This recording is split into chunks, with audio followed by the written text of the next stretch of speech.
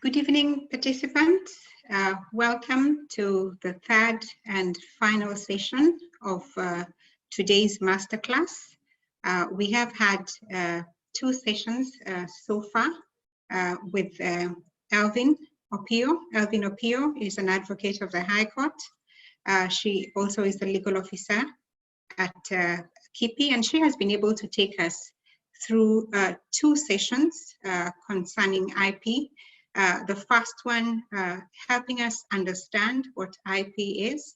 The second session helping us to be able to see areas where some of the disputes occur within the sector. And finally, in this third and final session for today, she will be helping us look at some of the areas in which mediators can be able to be engaged within this particular area. We are very grateful for her time with us today, and we will begin this final session again by saying the words of the National Anthem, and then we will be able to proceed. So we will have a recitation of the anthem in English. O God of all creation, bless this our land and nation. Justice be our shield and defender. May we dwell in unity, peace and liberty, plenty be found within our borders. Okay, so welcome once more, Elvine. Thank you. Please take us through. Karibu.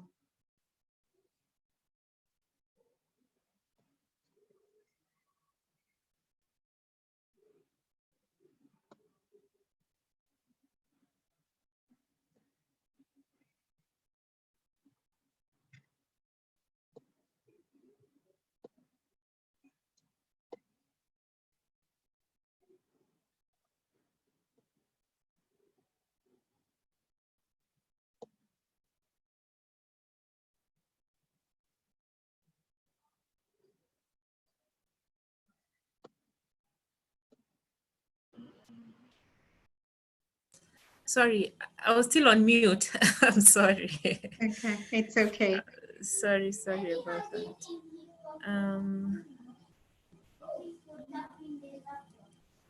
Just 1 minute, I'm sharing it. Okay.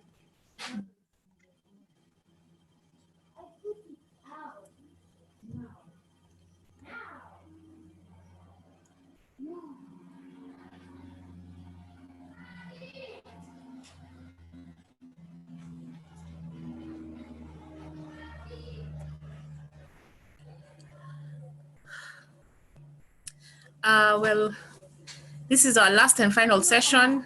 As I earlier said, it looked like I started yesterday, but it's been a long day. But I hope fruitful and beneficial to the participants. As you can see, we've been building up from the beginning, from the introductory part, just knowing what intellectual property, or rather what industrial property is, and then looking into the disputes that may arise from these industrial properties that we get, or right holders get exclusive rights over. And then now we are looking into, I think, the icing on the cake, the positioning of the mediators to see how you can use alternative dispute resolution as in terms of mediation for industrial property. Well, this session for me It's an interesting session because it should be an interactive session. It should be a sharing session, a knowledge sharing session. It should be a conversational session. I wouldn't know all the answers, but I would say that this would be my own opinion, or rather based on what we have learned today on how these areas could be harnessed to see whether there would be alternative resolution from the mainstream dispute resolution that I have talked about in the earlier session. So now it's basically looking into opportunities. What opportunities are there in my own understanding in terms of how we can use this alternative dispute resolution? Even looking at what is happening in mainstream court, it's a welcome area. We're looking at court annexed mediation now. We're looking at new rules. It's an area that intellectual property, or other industrial, even intellectual property, has not harnessed properly, in terms of we have been using the traditional systems of dispute resolution. And just the obvious reasons why we should have alternative is because of cost effectiveness, time. When you look at all the time frames I was giving you, and the fact that we have people coming from abroad, it would be a good opportunity if we had, and most of the times, especially because of lack of awareness, we find ourselves in a very awkward situation as the registrar hearing the matter. Then people want to see you on the side to see whether they can handle the matter out of court, and you're wondering, should I be the mediator? Should I be the arbitrator? Should I also now sit again to hear the matter? It puts you in a catch-22 because there's no other option. They do not have any other person to go to in terms of that independence when they're looking into solving their issues. So then I'm saying the opportunities are available even from the time of application. If you remember from the beginning of my presentation in the morning, for those who have worked with us through, you realize that when you apply for or rather when you do a search from the beginning, there's opportunity in terms of when we tell you, for instance, I had given an example where sometimes maybe you want to register Coco Chanel because you're called Coco Chanel Anyango, and you want to register Coco Chanel for cosmetics. And when the registrar looks at your application and advises you that it's not ready, it's not available for registration, and we tell you to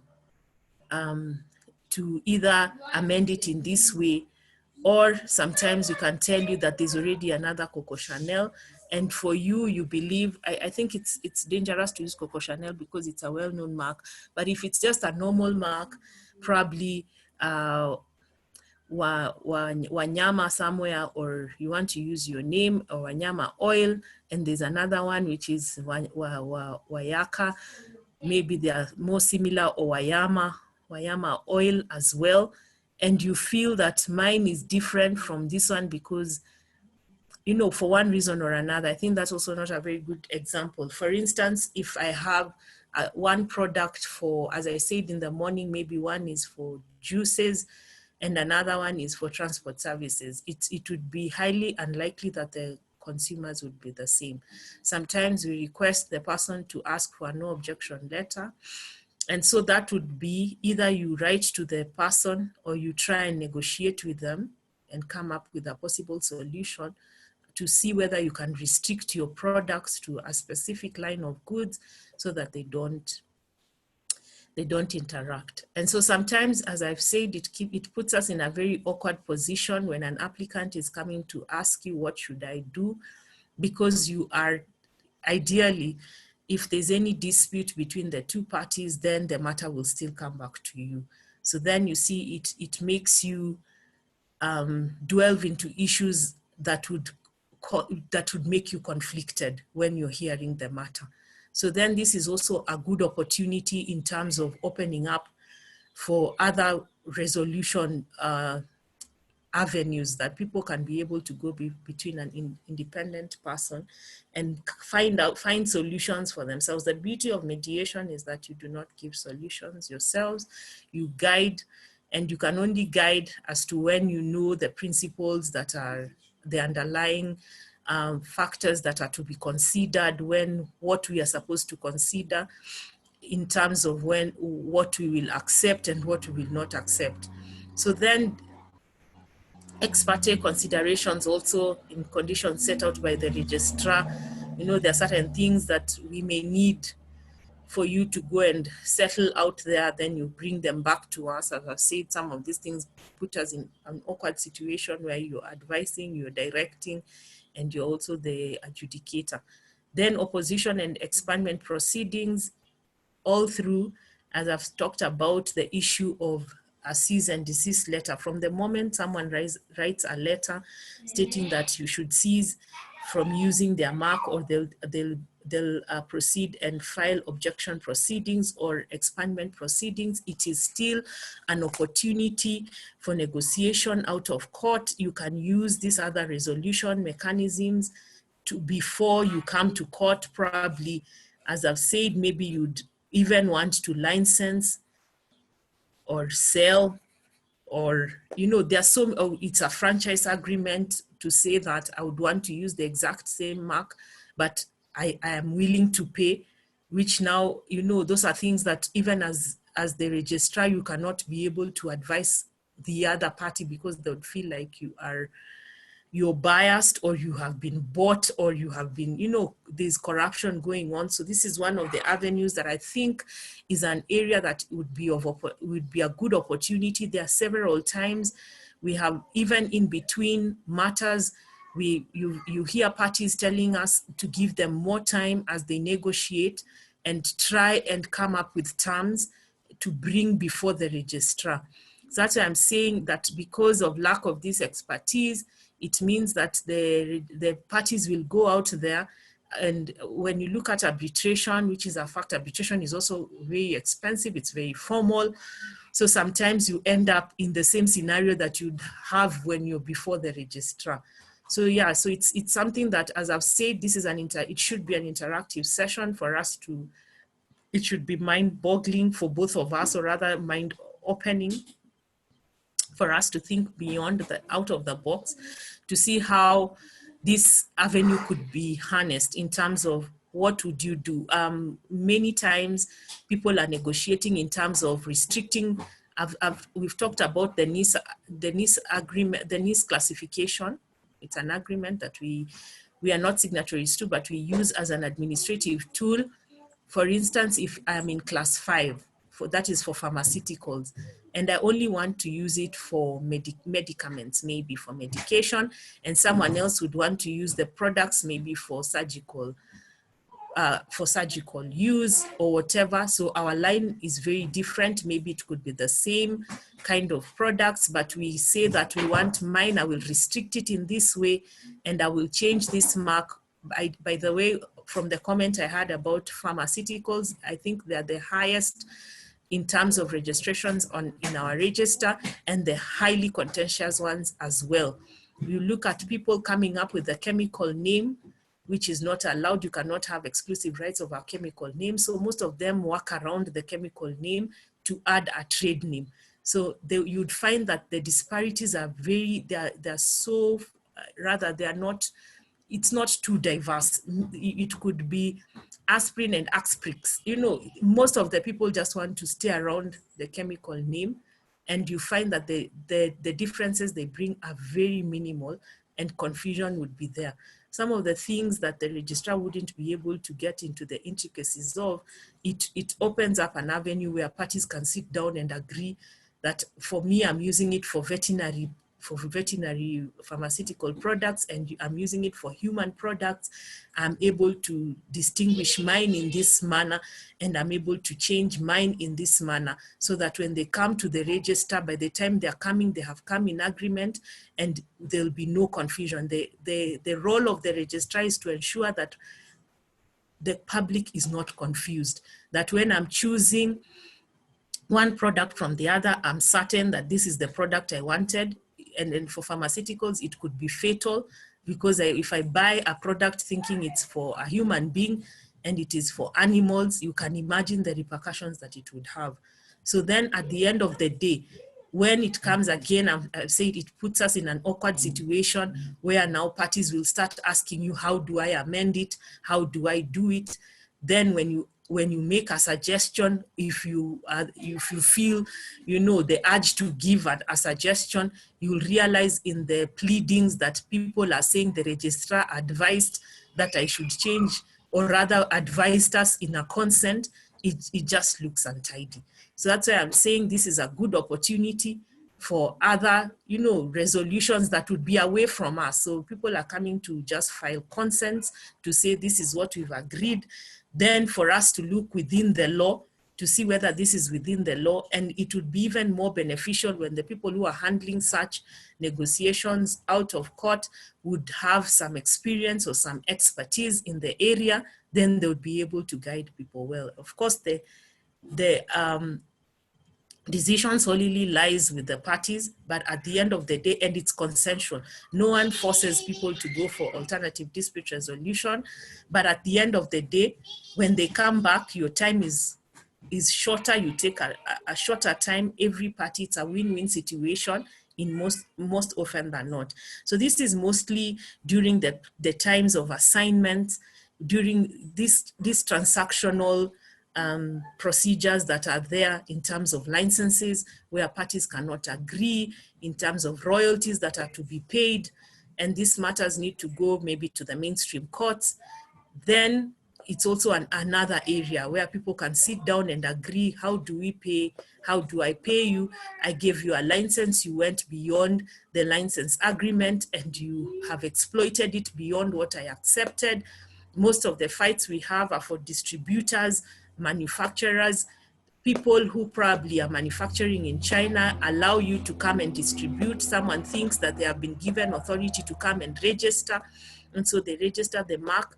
They block the owner of the mark from coming into the territory, and so disputes arise. And you see, these are issues that you can just solve between the two parties, explain the scope of what you are given, withdraw whatsoever it is by assignment from the register, and come out of the rigors of the dispute, like now coming to ask for opposition proceedings. Then the registrar realizes that none of you are owners. Sometimes it's a distributor fighting against a distributor, so none of them has owners to fight for the mark.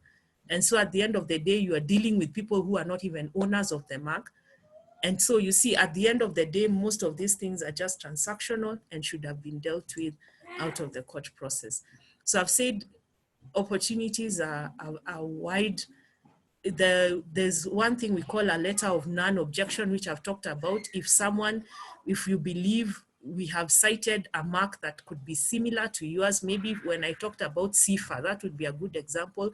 SEEFAR and CFAR. Let's say CFAR is for another class of goods, like for transport or for training, and this one is for advocate services. And you say that the person who is coming for training, or rather that would also be educational purposes, would be connected. Maybe the other one is for a product like agricultural products, and that or juice or non-alcoholic products. So when the two parties sit down and really there's a phonetic similarity in how they are pronounced, but they can agree between themselves that I will never delve into your class if we agree, both of us, that you never come into my space and I don't come into your space. And when we have cited CFAR because we feel that it's similar to CFAR, when we get a letter of no objection from the person that we would think would have a problem in the register, then you see, you can agree on certain terms. You can agree that I can license it. Maybe you're not using it as much in the market. I am using it already and it has hit the market. I can pay for it. Whatever terms you come up with, you bring it before us and we will be able to register it. Amendment, I've talked about amendments. There are certain times when we go through an opposition proceeding or an expungement proceeding, and you just realize that someone just needs to either change maybe the way the mark looks, maybe the color or something, just to make it more distinctive or make it less confusing. Some of these things may not need a whole, and the party on the other hand would probably not have a problem with it. So we don't have to go through the rigors of the whole process of the opposition proceeding for people to file submissions. If you're able to narrow down the agreed issues and come up with a decision, that would be a good avenue to take advantage of. I've talked about royalties in terms of licensing and selling of this property rights. Issues of infringement, sometimes it is infringement that was unintentional, and so by the time you're being taken to court, you had no clue that this is someone's mark or someone's patent. And so sometimes it's just by a matter of understanding the intricacies of what you have done and being able to say that I can pay it off. I can, if you allow me, some people have come up with consent to say that allow me to finish this consignment, to sell it off, and then I stop and change my mark or change whatever I'm using and do something else, you know. So this then finishes off the issue of infringement completely, so you don't have to come to court again based on that agreement. So then there's also compulsory licensing. We talked about we can take it compulsorily or for government use. In these scenarios, you can also be able to sit down and agree and negotiate from an informed position that if I give my patent or if I give my trademark, mostly it's for patents that we do compulsory licensing or government use for an invention that would be helpful to everyone, like what I've been saying about Corona, then you can be able to use an independent party who's able to direct those decisions. We talked about employee and employer terms of ownership. Also, these are agreements that come along when I have created something in the course of my work, and both of us want to benefit from this before we go to court and start fighting that you stole my invention. We can see a way that we can work it out in terms of agreement and just see how we can properly, you know, cater for each other's interests without taking the matter to court. So I was just out. Currently, we don't have, the process is not, it's used informally. We don't have like what is happening in the court, and it would be a good avenue or conversation to continue in terms of what we would use even for industrial property. I can only speak for industrial property in our office to even reduce, you know, the cases that we have that could be, you know, that could be resolved out there. We don't have to go through the whole process when things can be agreed on by both parties. So then the only practice or the best practice I was able to find was the WIPO Arbitration and Mediation Center that has handled about 700 cases as at 2019. Most of what they handle is licensing agreements. I talked about trademarks, patents, they go to copyright, softwares, anything in relation to intellectual property, because for WIPO, they have a bigger mandate. So for us would be industrial property, which would be trademarks and patents, utility models, geographical indications when we get there. In terms of what disputes arise, how could we handle them out of the formal process, the administrative process or the court process that I talked about in the commercial bench. So disputes, I've said the most disputes we get are from between distributors amongst distributors and manufacturers on issues of territoriality. In terms of those agreements that are signed, some people do not understand the scope of what they have been given. Some have just been given, you know, the distributorship agreement, and yet they come and usurp and take up someone's mark and now say that it is theirs and stop the owner from using it in a certain territory, and then it brings conflict. And so people bring in the ownership documents. Some of the ones that come, there's a section of the law, that is section 15.3, that says that when we receive two identical marks at a specific time, that is very close, like sometimes within a month you receive the same mark. If it was Elvine soap and another one coming as Elvine soap, we are not able to determine who the owner of that mark is. So at that point, we will go and ask you to go to court and determine who the owner is. And sometimes these issues just arise from either partners who are together and their relationship has gone sour, so everyone wants to use the mark or the patent, or so there's just a tussle that can be handled out of court. So when the other party goes and says, this is my mark, this other one is saying it's my mark, you cannot tell. It's like the Solomon situation. Now it's either we say you catch the baby so that we realize who the real owner is, and the act says that ownership must be determined for us, because the person who comes to us under section 20 must claim proprietorship by either use or proposal to use such a mark. For patents, it's a bit easier because I said it's first to file. So whoever comes first to the registry will be assumed to be the creator of that invention.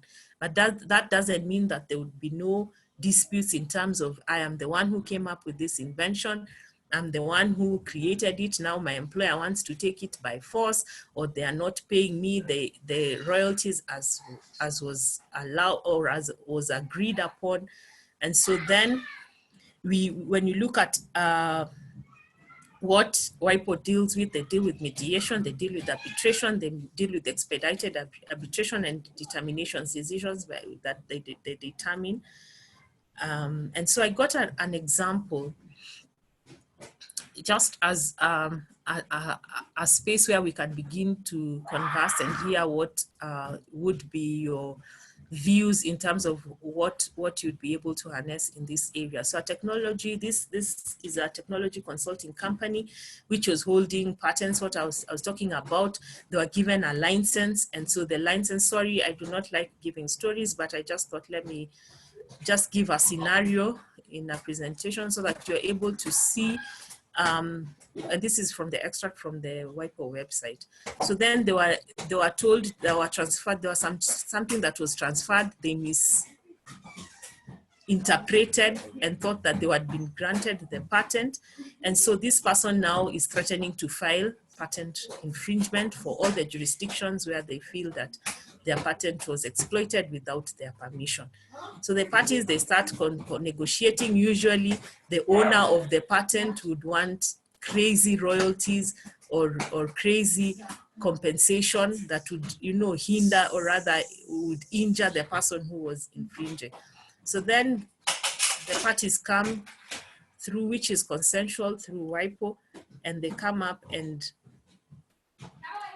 WIPO now looks at potential mediators who have specific expertise. And this is what I'm drawing from what would happen in Kenya, that the same thing as is happening in the the mainstream litigation process, that would also have a list of specific experts who would handle, who we would recommend probably. Just thinking out of the box, that these are the people who can handle such situations. They understand patent law, they understand licensing, they understand some of these agreements are technology transfer. Sometimes I'm transferring this technology to a manufacturer before, and I tell them it's to this level. So then when they have already prepared whatever they needed to manufacture, it comes back to me. Maybe it was just a license. Sometimes I have sold it off and I want, for every sale you give me this amount. So when that is breached, and then people can come and settle before it comes to court or to the tribunal, this would be an opportunity where you would give potential mediators to sit down and assist people to come up with a resolution. So then you can see the parties, they conducted a 2-day meeting, which is very fast, cost effective. They came up with a settlement that included agreements that would give them those contractual licenses for consulting. So this is it's very instrumental in transforming, you know, the situation and making it a bit faster than when we go into the intricacies of the whole process. So they also deal with research and development agreements, franchising. Franchising is just when you are using someone else's mark as a franchise. You're not the owner. You have been licensed to use it, to use the mark, but to certain conditions, with certain conditions. Like most of us would see, the fast foods are the ones that use this franchise as well, especially for brand names. If you go into a KFC, a fast food store, you realize that there are certain things that are very similar. There's a way they arrange, there's a way the people dress. So all this is what is agreed upon. So if you do not abide by those things, then you would either be infringing, or if you would purport to be the owner or to misuse that brand in one way or another, the license can be cancelled. So all these are things that disputes that would arise and how they would be handled out of the court process. Collective management, collective societies, those are CMOs. Someone had asked about MCSK, and you see all the troubles they cause. I said I'm not speaking on behalf of the Copyright Board, but it would be an area where people would sit down if musicians feel that their money is not being aggregated well, they are not receiving their they are not being paid their royalties that are due them. They can sit down and negotiate and agree on how they can do these things before they blow up and go to court. The same thing when you're found by this collective management, collecting management societies that handle royalties on behalf of their whatever, their clients, or rather their members.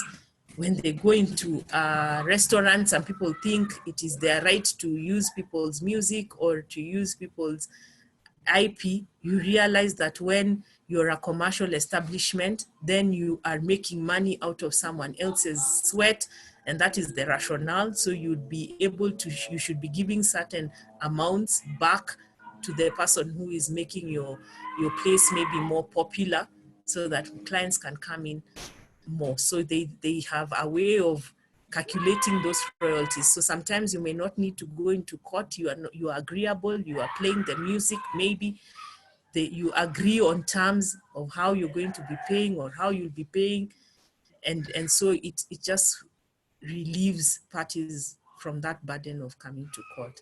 So the cases, all of them are mostly as a result of agreements and settlements of prior court litigation. Sometimes when you've gone through the court process and you've agreed that, can we go and see whether we can settle this out of court? And then sometimes these cases come back again because people were not in agreement. So you can go back and forth. And this would be an avenue as well. When things were in court and people were thinking, we have stayed here for how many years? This matter has not been determined. Can we just look for another option so that we quicken the process? That would also be an avenue.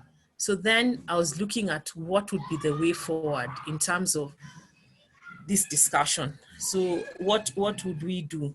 So the issue would be either to amend our industrial property laws, because as it is, it's not, and it's not to force anyone. It's usually a consensual process that when people feel that there are certain areas, you can even segregate issues and say that these ones we think we can handle in alternative dispute, and these ones, now that we've not agreed, these ones we lay them.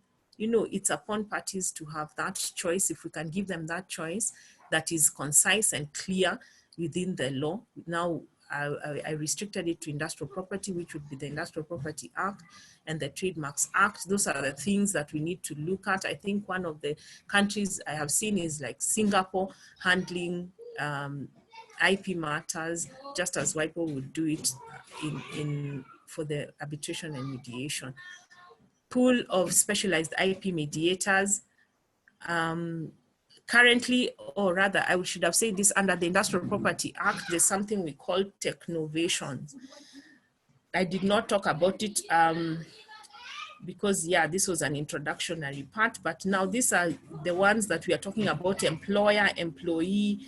KIPI has nothing to do with it. In fact, we have never recorded any technovation certificate or granted any technovation certificate. It's just for purposes of an employee and an employer who would come into an agreement and agree that this technology belongs to the employer, but it's the employee who came up with it. So they come up with agreements, and in case of disputes, they agree that they would begin with an arbitrator, or they'll follow at ADR first before they go to court.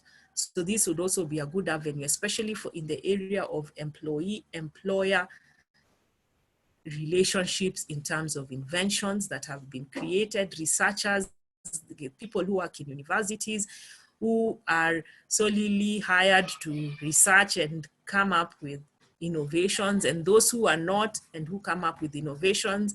What are the policies? What are they saying?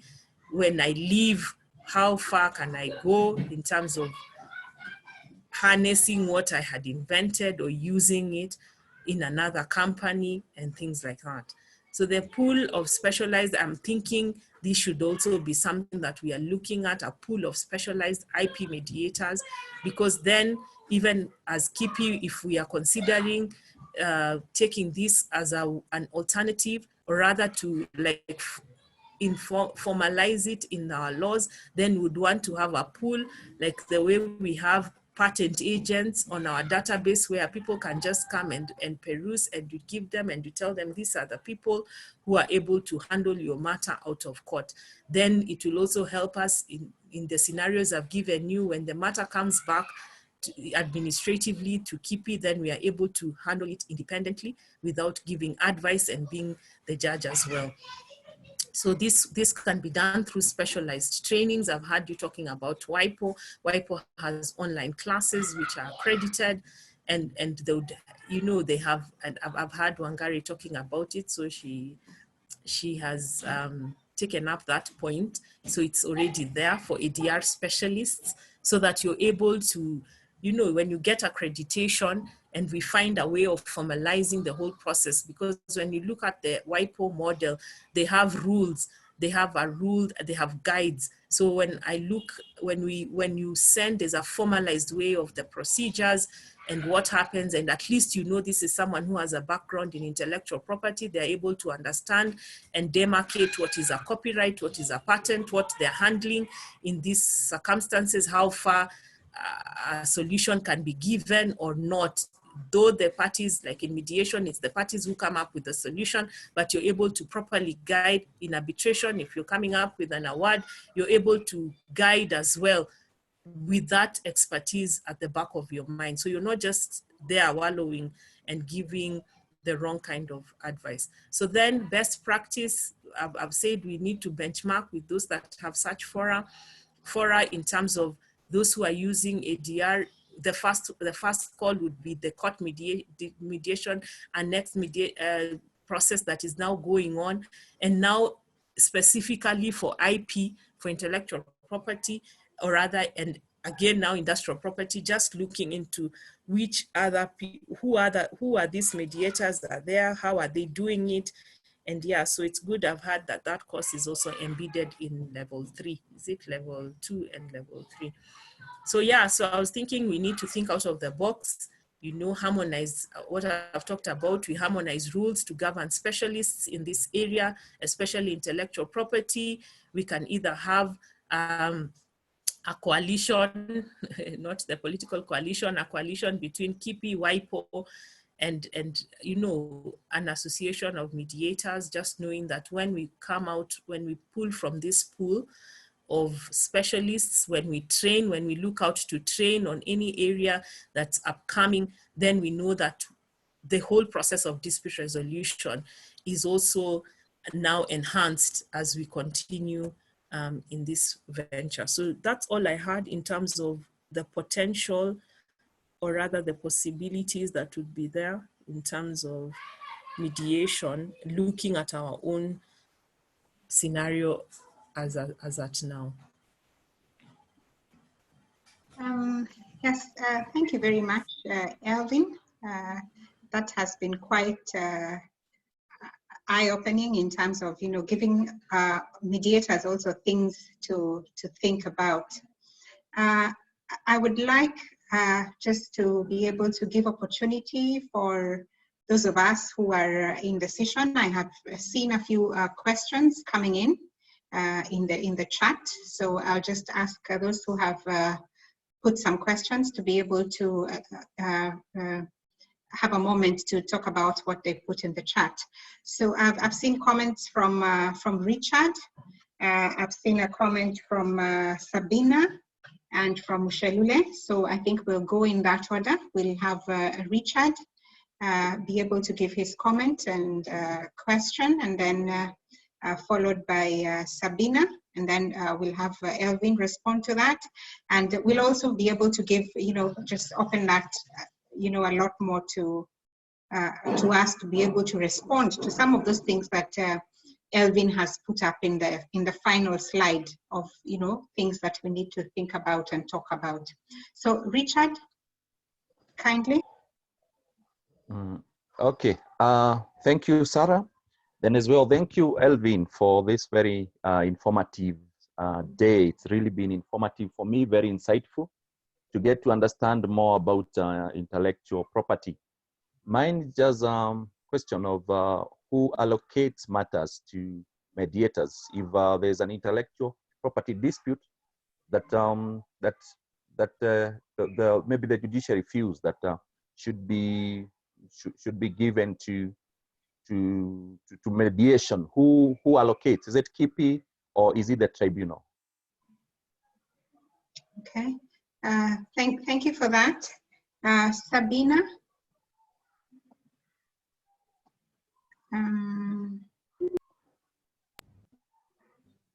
Can you hear me? Yes, we can, Sabina. Go ahead. Okay, thank you, Esther, and thank you, Elvine, because I think I've learned a lot today. It's interesting because it's something I didn't think is so involved. Now, as you talked, you mentioned something about people manufacturing goods in China, and then this came to my mind that butter is Kenyan or used to be. I'm not sure, so I was just wondering what is the situation of butter today and what is the implication of that to what we are talking about. Thank you. Okay, thank you. Elvine, you could take those two, kindly.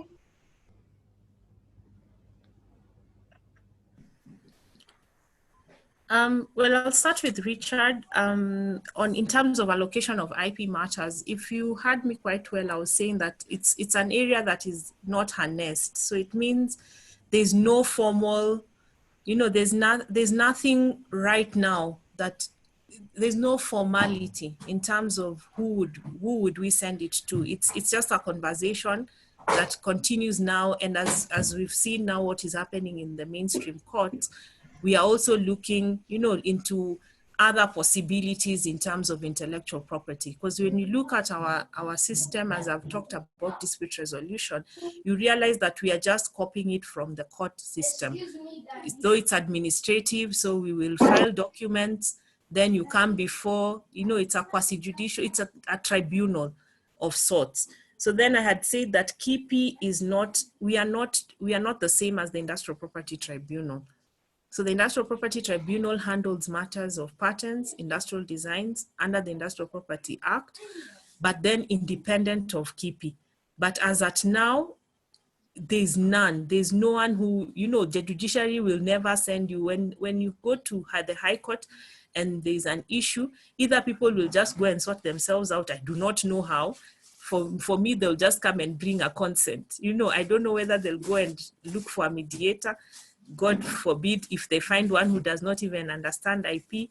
So whatever avenues they'll use, they'll come back with either a consent and tell us this is what, and we'll tell them what the parameters of the law would allow, or they would, there's nothing else we can do in terms of, so that's what that's I'm saying, it's a conversation to begin and for you to see the potential that is there that has not been harnessed in terms of this area of law that is really growing.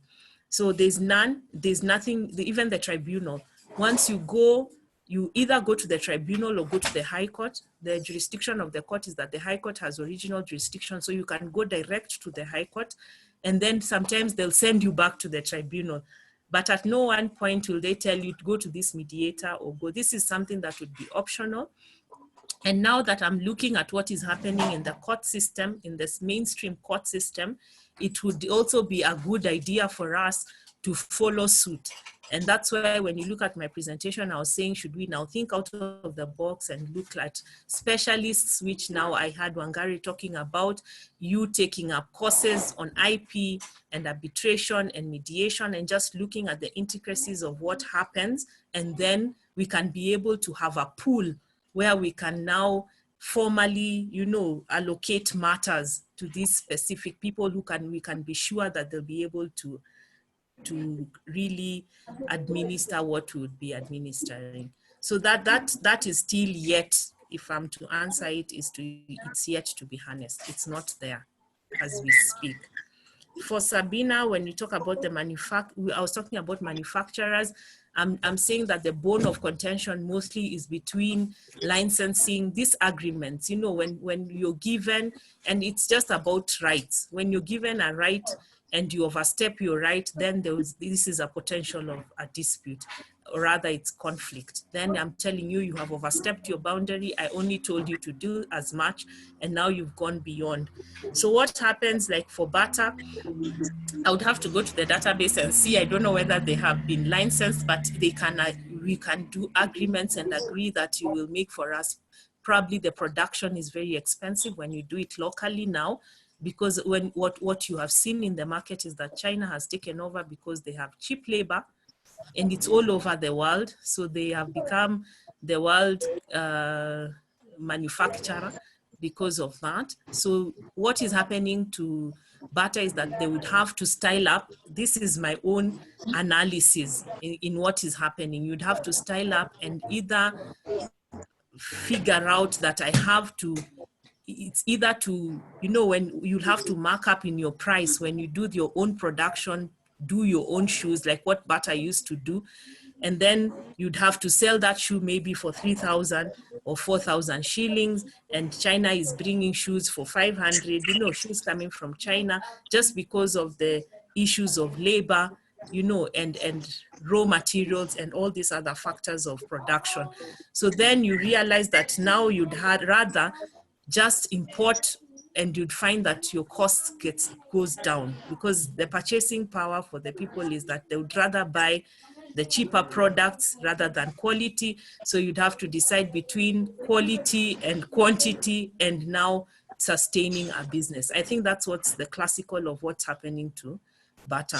Not necessarily in terms of IP. If it's IP, then the issues of licensing, allowing people to have your technology at a cheaper price. And that's what happens even for Apple phones. You realize when you look at Apple, there's some noise, I don't know coming from where.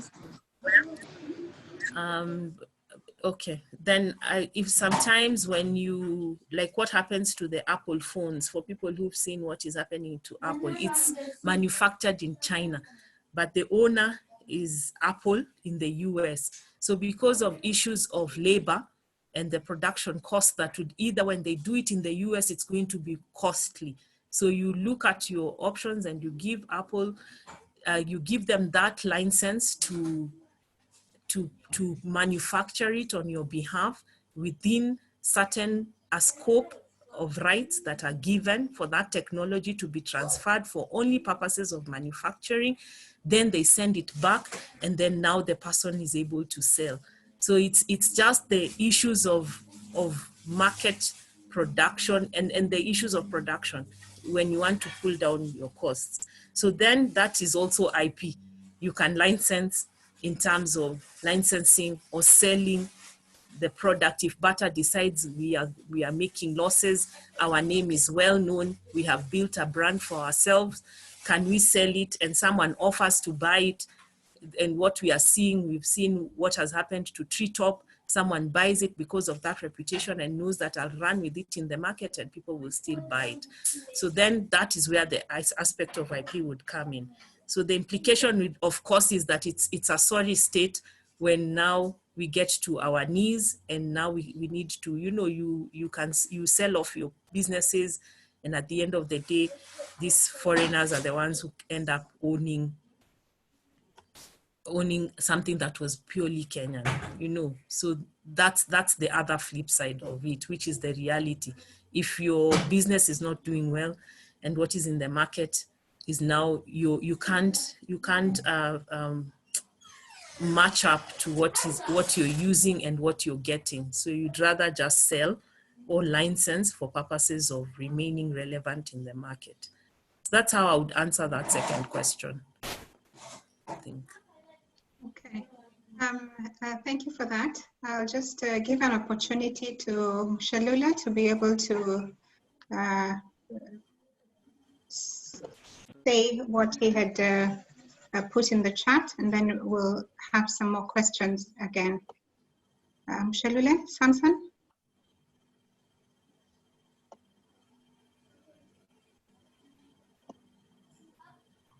Samson?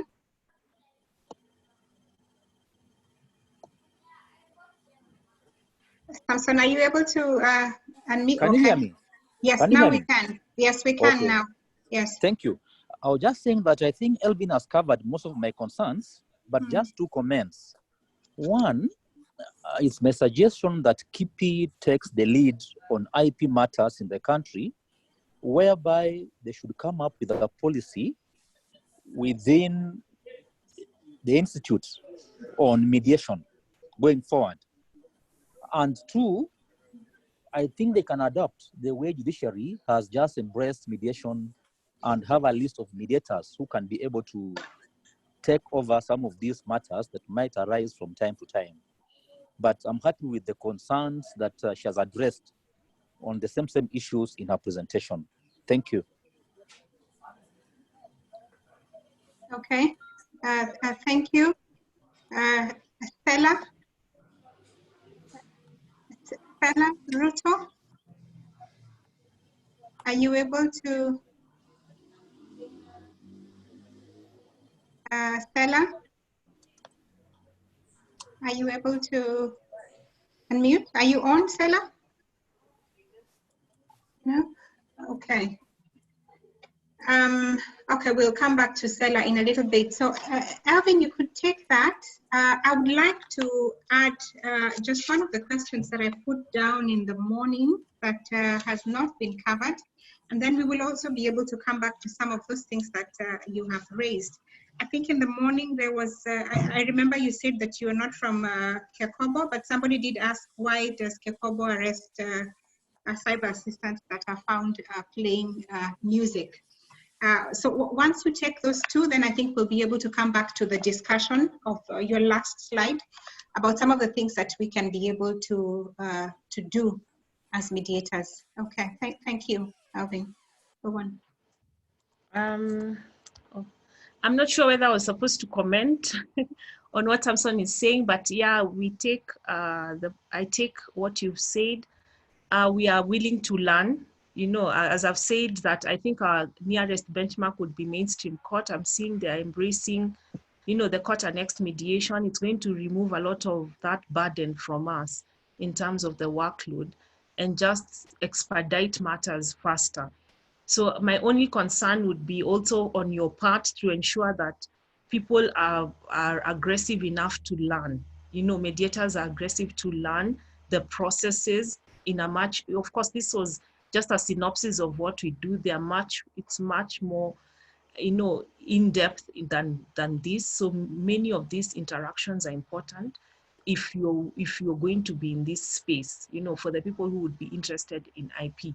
So that's what I would say, because for us to be confident that when you send a matter, that you're not just sending a matter and it's still going to lag and come back for your attention, then we are not helping the situation. Because at the end of the day, these alternative dispute resolutions are supposed to bring a solution that in terms of cost effectiveness, and sometimes it doesn't make sense when you yourself you do not understand, then it does not add value to the parties. So, for small matters, we can quickly tell them, go and sit with this mediator, let them assist you as you go through, come up with a consent quickly, then we record it and helps us, our processes also go faster. So that's what I was saying. It would be, for me, this session was more of an eye-opener for each one of us, that it would be more interactive, that we continue this conversation and see how we can be able to assist one another. So yeah, so I'd even talked about the list of mediators. That would, for me in my presentation, just looking at what WIPO also does, and even the mainstream courts, they would have a list of accredited mediators so that you don't just go to anyone, so that now we can also have people who we know, these are IP experts. If I send them to you, they'll be able to handle your matters. There are others who would be good in technology agreements, technology transfer agreements, probably trademarks, industrial designs, other aspects of intellectual property. So we are able to, to be able to come up with rules of how the procedures would go on and recommend. So yeah, so we are willing to learn in this process. It would be both ways, because then we've never done it, and just looking at what is happening and take up from there. Yeah, that's what I would say to Samson. Then I don't know, you had asked me the questions in the morning. Is that what you're saying? Yes, there was a question in the morning. We didn't bring it up because we ran out of time. Yes. Okay. You said it was about playing music. Would you please repeat the question for me so that I get it correctly? I think it was Kipsang who asked why Kekobo arrests cyber assistants who play music. Yes. Sorry, that it was someone who was arrested? The cyber cafes, they play music sometimes. Yeah. And the cyber assistants get arrested. Yes. Kipsang, would you like to, I think this was your question, would you like to say something about this? Yes. I was just wondering, under what law do they use to arrest people who are employed by cyber owners? In cyber cafes, people play music, and then you find that the employees are the ones who are arrested in court. And when they are brought to court, they sort of like their own because the employers disown them. Okay, I'll first start with the rationale as to why. So you remember, and of course I said I'm not speaking on behalf of Kekobo, and this would squarely be under the Kenya Copyright Board, and the act that they administer is the Copyright Act of 2001. So what happens in this scenario is that when we talked about exclusive rights, it means that when you write, when you sing, you remember we talked about literary, in the whole ambit of intellectual property in the morning, that we have industrial property, which I've been ranting about from morning, and then we also have literary and artistic works. Now, when you talk about literary and artistic works, artistic would be now music. Then we also have related rights, meaning I am not the one who sings the song. Someone else performs it for me. I don't have a voice. I write the song. I write the music, I give it to someone else, and I think you've seen them in CDs. Sometimes you see someone, then there's a producer, there's someone who makes it in a way that will be palatable when you hear it, arranges the music. There are people who arrange, so all these are related rights. So I could be the one who wrote the music, the conceptualization of the music. I'm just giving a scenario so that you understand from the beginning. So I'm writing the music. I do not have a nice voice. I've given it raw, the way it is. Someone will come and arrange it for me, put it in music notes. That is also some work that has been done from my original writing. Then there's someone who will now intonate it into those notes so that it can be able to be sung well. Then probably that person also knows how to sing, so now he performs the song for me. And so all these are different rights within that copyright. Then what happens is that there's usually, you could see for patents and trademarks, there are exceptions, isn't it? We talked about exceptions when it's using your name in good faith or compulsory licensing, all these exceptions. So in copyright law, there are exceptions as well. Even for patents, we talked about research. When I'm doing a research and I need to use your patent, it might be an exception for me because I'm not using it for commercial purposes. And you'll see that it runs through intellectual property. When you use someone's property for commercial gain, especially now for copyright, because many people feel that it's very unfair. I'm in a cyber cafe. A cyber cafe is a commercial establishment, isn't it? Some people will choose your establishment because of the music you play. Maybe I like reggae music and you always play reggae music. So there are two cyber cafes. I'll choose your cyber cafe because of the music. It just makes me enjoy as I'm checking out my mails. I'm enjoying the music as well, what is on the background. So then there's someone who sat down, wrote that song, looked for rhymes. You know, some of this, like when you hear the rap guys looking for words that are rhyming, which and which and which, they have to rhyme. Someone took, that's creations of the mind. You remember what we talked about intellectual property. Someone has taken time to sit down to create. So if we do not, as a government, give it back to them, it means they will now, they'll stop playing music, you know, so we'll be going to restaurants, there's no music. You know, people who want to take their girlfriends out for romantic dinners, there's no background music because you have stolen everyone's money. So the musicians are broke, they can't sing anymore. So that's the rationale. So what happens is that when it's a cyber cafe, like in this scenario that you're giving, Christine, it means that the place where that one is a commercial establishment, you're making profits out of your establishment. If it's in your own house, it's an exception under the Copyright Act. So they arrest under the Copyright Act. And you remember I told you under that act, the Copyright Board of Kenya, the Kenya Copyright Board, licenses people, these collective management societies. These musicians, like when you hear Music Society of Kenya, they have come up in an association to kind of have a unified way of collecting. You know, you can't go all of you, mtu mmoja anaenda in this cyber, you sang my song, in Hope FM, I had my song, in Kiss FM, I had my other song. So these people are able to manage for them. So even when you go into these stations, you'll see that every time, like there are times people would ask for a certain song, they'll take the logs and tell you how many times it played. And the more popular you are, the more you earn. So this is how the musicians earn. So this is how they make a living. So when you are in a commercial establishment, you want to use, you see some of us listen to these radio stations because of a specific way they do the way we like this music. I can be able to ask for music and it's played for me on air, so I can enjoy it. Some people like matatus we commonly use for transport. I'll enter this matatu because of the music it plays, or because of the kind of music they play. So you make it more interesting for people as they travel. But when I'm in my car and I'm just listening to music for myself, because that is also a commercial enterprise now, because you're making money. A taxi is also the same.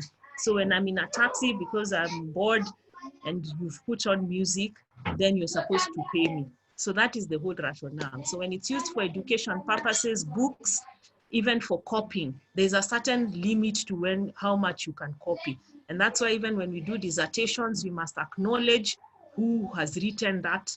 If we are quoting someone, we must acknowledge that it is not your work, because someone took time to present that work the way it is. So they should also be paid for it. So that is the rationale. The issue of employees being arrested, at the end of the day, you know, the person who is found in that establishment would be the first point of call.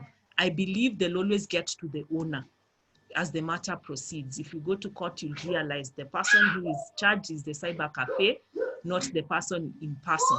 So it would be the person who was found there in charge, you know, who was playing the music. So then you will go and I don't know which scenario you have that an employee has been charged, and you know, it doesn't work like that. So the issue is, the whole rationale is that if you're a commercial, they go into hotels, they go, you know, some of them would harass people, and we've had a lot of things, but at the end of the day, that's the rationale. It's intellectual property that people are are exploiting without your permission, and they are making money out of it.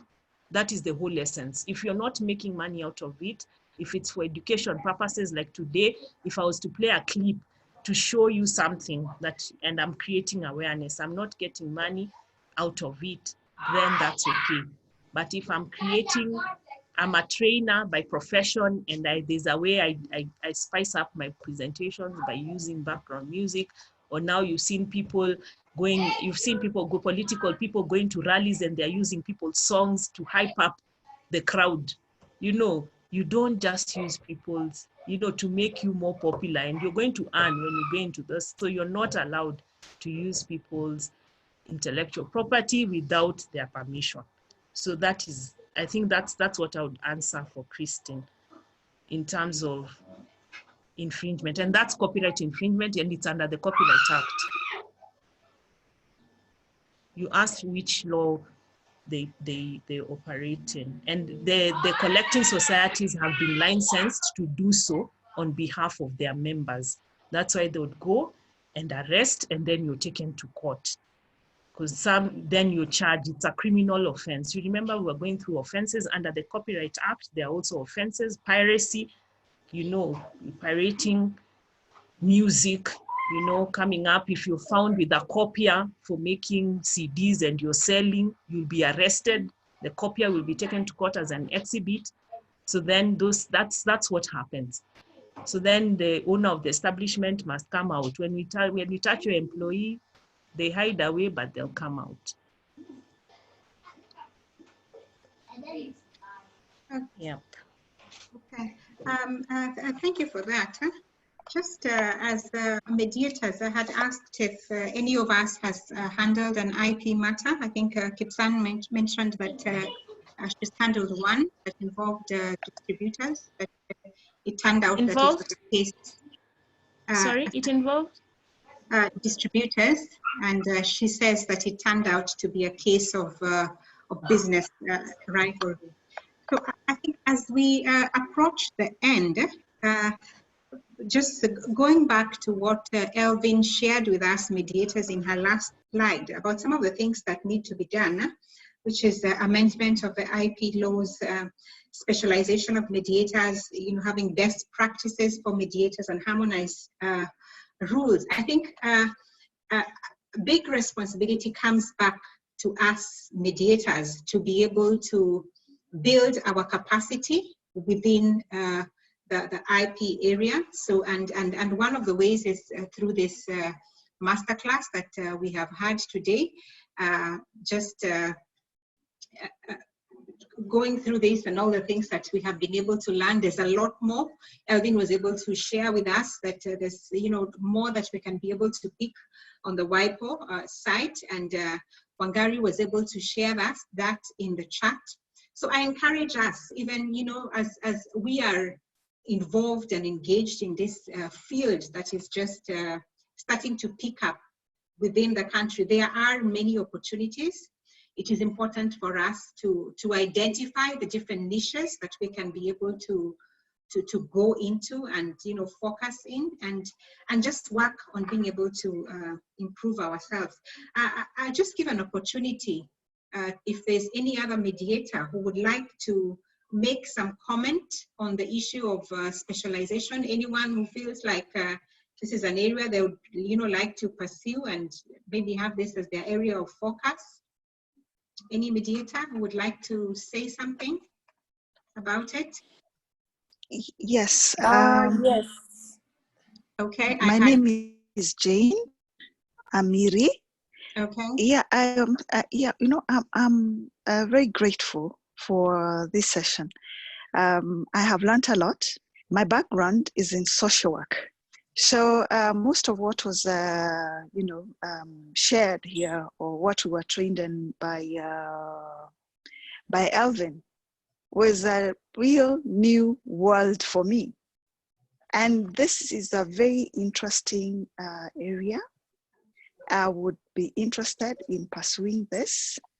I have dealt with very many young people who are concerned about their innovation, who think that they have innovated because they have come up with a rap song, or because they have done a piece of art that they think is unique. But then when we get to other markets or shops, we find this there. And so this is really educative. And I thank you very much for organizing this. And I would surely pursue this as an area of knowledge and expertise. A mediator who is not informed, who is not well versed in an area of mediation, cannot deliver a proper mediation. And so it becomes very important that we as mediators get educated and become knowledgeable in the areas that would be mediating. So thank you very much. Thank you very much, Jane. I think I had another yes, but I wasn't sure who it was. Yeah, it was me, Christine. Okay. Okay. Yeah, I was saying as an advocate, I think this is an area I can pursue, having done IP at the undergraduate. Given that the WIPO is now offering those courses online, I think this is an area I can pursue from level 2 to level 3, and what else Elvine can be able to show us, so that we can be able to be competent or to have the right skill set for this work. And also, I would also encourage if she could come up with a clear modalities of how she can link or coordinate with the mediators, so that every time we want, because every year, like the court annexed mediation program requires that every year you have a certification of some sort to show that you have attended a continuous professional development course. So if this can be developed with KIPI, then we can be able to assist and resolve those matters that you were saying that are done by WIPO outside the country. Because once you are able to look at the instruments that deal with WIPO mediation, then as an advocate and a mediator, I'll be able to do it. Thank you. Okay, thank you very much, Christine. Yes, who is it? I'm Phyllis Wangwe. Okay, yes, go on, Phyllis. Yes, I'm also an advocate, mediator, arbitrator. And this has been a very good session. I've really enjoyed. It's been a good refresher for me. Of course, once you have learned something, if you don't practice it much, you start forgetting. So for me, it's been a good wake-up call. I've always wanted to know how I can freshen up.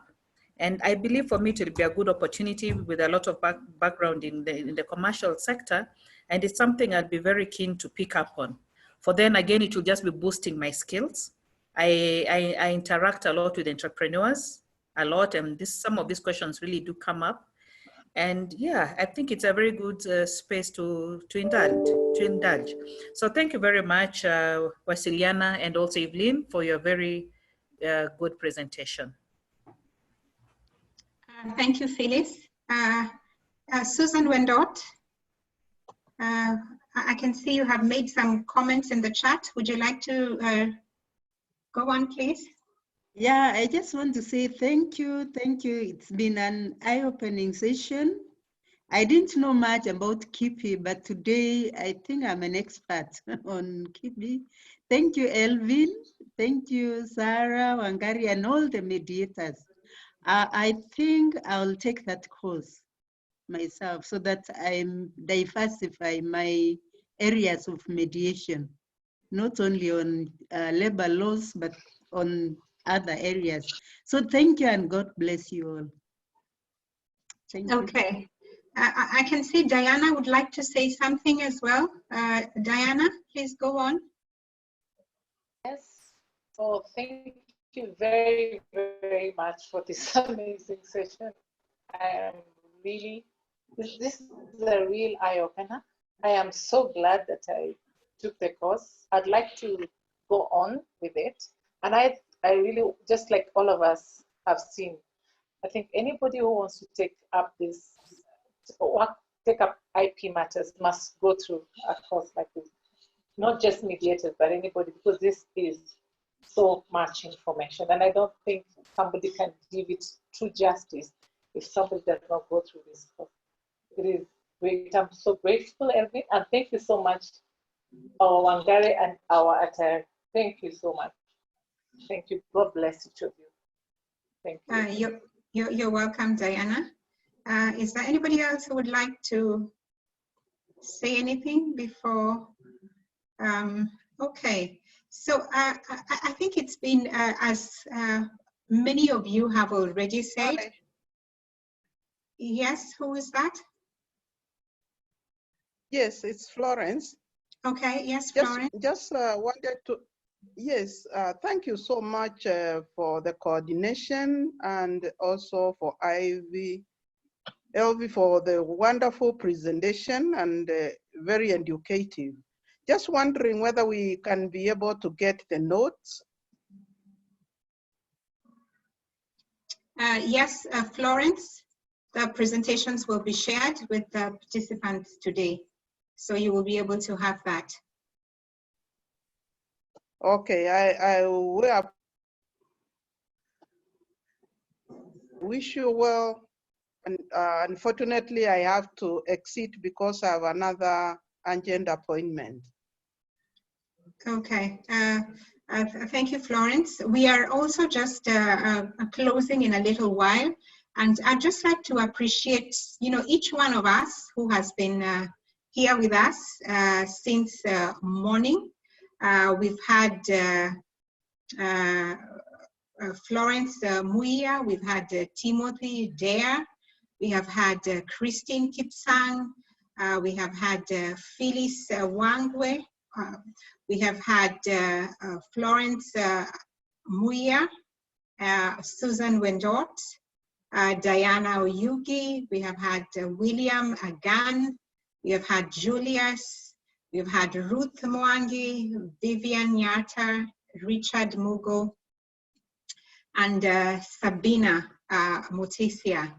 It would be nice if we are able to put our videos so that together we can be able to take a photo of the participants today, and in a little while, just after that, I'll be able to share how the certificate looks like, just once we are able to take that.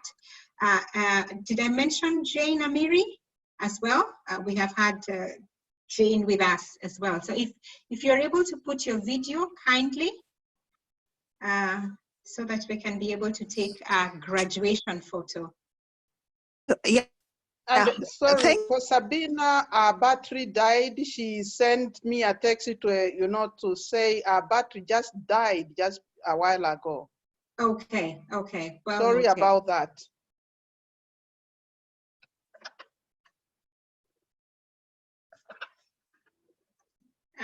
Just a second or so for the others. If you're able to put your video, it will be great to have your video on.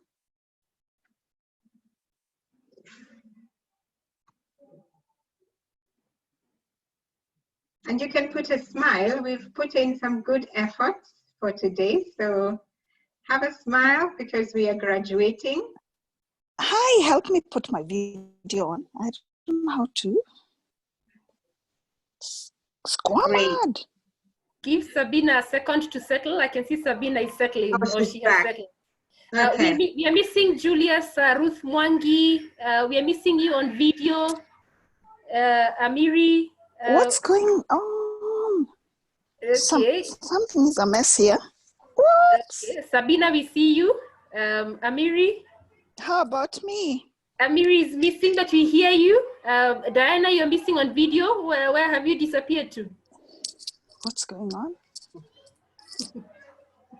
Please check for me what's on with my phone. Yes, the person with Amiri, please help her. Julius, Ruth Mwangi, we're also missing you on video. if you can, but if not, that's okay.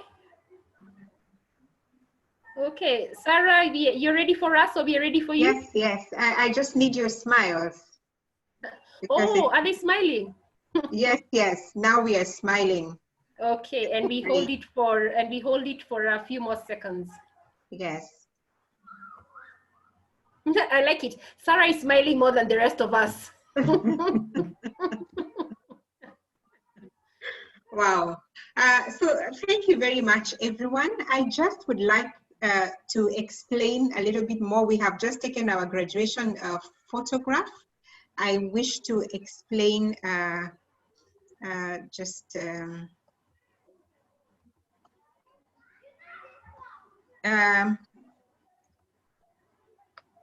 sorry about that. Okay. So we were able to say that for the level 1 certificate, we have the virtual KIPI session, which Elvine has taken us through today. And then we have the online assessment, which you will find on the WIPO website. And the link was shared in the chat. So please kindly go on the website. There's a short course that will not take you more than about 3 hours or so. Kindly take your time, and as we have said, we would like to focus on this area. Take your time to go through the course, and then at least by Friday this week. So those of us who have been in for this session, those of us who have been able to go through the e-course and assessment, then let us know your full name, how you'd like it to appear on the certificate, and you send your name back to the registration email, the email that you got that allowed you to be able to sign in for the course this particular day. This is how your certificate to be looks like. So once you are able to complete that by Friday, let us know, and we will be able to send you your certificate. So just in concluding, Wangare, would you like to say something before we just are able to finish? Okay. So Sarah, thank you for walking us through. I know you've drowned in glasses of water for us today, but we are really grateful. Be sure that you have done a good investment as you have moderated this particular session. Elvine, Apiyo, once again, I wish to thank you, and also to pass our appreciation to the KIPI for not only spending time with us, but most of all for actually considering that mediation or mediators could actually be one of the paths that they enable the, let me say, like industrial property to be more developed in Kenya as a country, and also the general bigger intellectual property avenue. So for mediators, yes, the WIPO Academy and the World Intellectual Property Organization has numerous opportunities. It even has a mediation wing. Arbitration is more entrenched, but however, there's also a mediation wing that is within the WIPO. And as Elvine has said, it takes people who understand what is happening there. And so we do take this as just the beginning. As pointed out earlier, that for the Wasilianahub Associates, this is a 3-step journey. We have this first level 1, which is on industrial property and industrial property rights, and including also the WIPO primer on intellectual property costs. The second level is focused on copyright, which is now a build-up still on intellectual property, and at the same time is also when we expect you to take the second level World Intellectual Property Organization, or the WIPO course on dispute resolution. It focuses on arbitration and mediation based on how WIPO does it.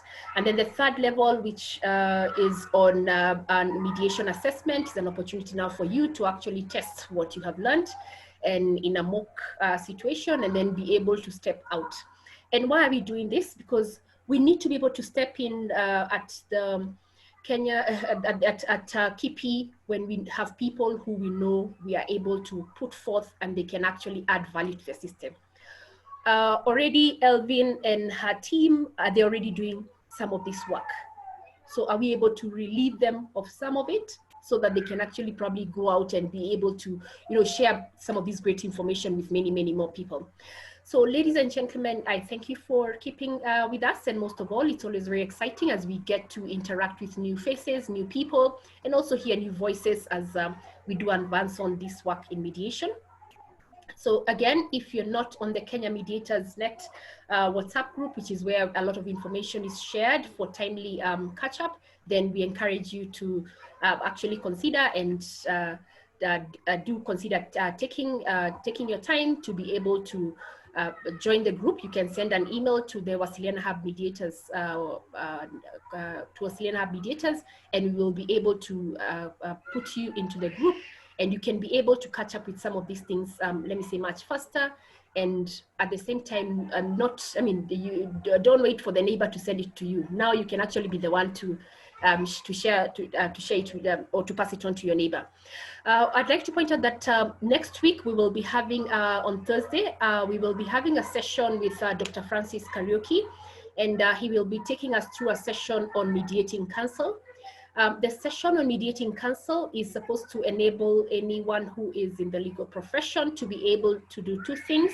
One, to know how to prepare yourself for a mediation in the event you have a client who you need to take in for a mediation. And this is whether it is a private mediation or a court-mandated mediation.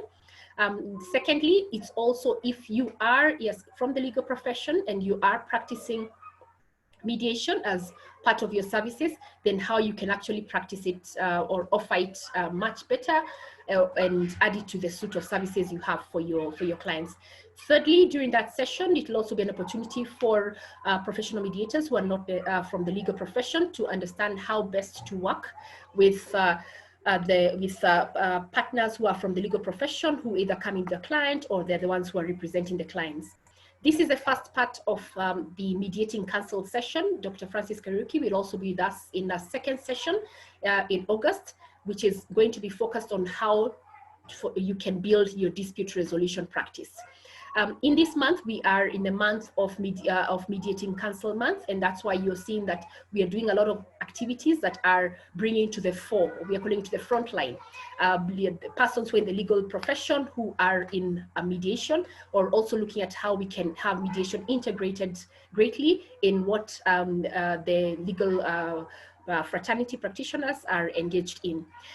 On the last week of this month, which will be on 30th, that is on Thursday, still at 2 p.m., we will be having a commercial mediation session, which will be focusing on the broken supply chains, and we will be having the North Star Alliance taking us through what is happening across the corridors, the transport corridors. They work along the transport corridors across Africa. And so they'll be helping us to understand exactly how broken the supply chains are. And also as we assess how do mediators get to be able to plug in the transport system, in logistics and in suppliers, so that then we can actually be able to get the mediations before they're getting into the courts. Wasilianahub was initiated, and its mission is actually to see how we make sure that people do not go to the courts, and if they have to go into the courts, how we get them out much faster. So our big drive is how we can support mediators be able to develop their own professional mediation practice, and that's why we bring this insights and knowledge to you. You can actually step forward. You can actually go yourself now to Mabati Rolling Mills if they have an issue, or to like Bidco, some of the cases that were mentioned here, SEFA, and be able to let them know that I can actually mediate for you. You do not need to go to court together with whoever is a disputant, or even you can even engage with the lawyers who are involved with these organizations, and be able to see how you can work around so the clients actually have a better relationship ultimately.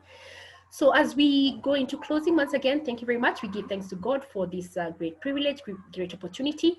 If you're not on the main WhatsApp group, please make sure you send an email to Wasilianahub and you will be enrolled. Then you can be able to have this information, and also you can share information relating to other things that are happening around the mediation and also dispute resolution world that can support mediators. So Sarah, thank you, and God bless you. Good evening. Okay. Thank you very much, Wangare. Once again, thank you very much, Elvine, for spending the day with us and being able to enlighten us in this particular area. Thank you very much, everyone, for participating.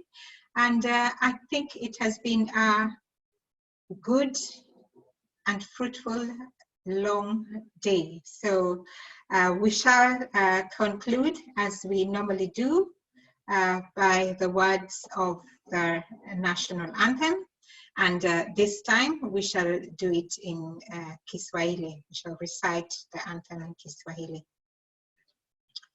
E Mungu, nguvu yetu, ilete baraka kwetu, haki iwe ngao na mlinzi, na tukae na undugu, amani na uhuru, raha tupate na ustawi. Thank you very much, everyone. God bless you. Have a blessed evening. You too, Thank Sarah, you. and everyone. Bye. Thank Thank you. you. Bye. Thank you so much. Bye. Bye. Bye. Bye. Bye. Bye. Bye.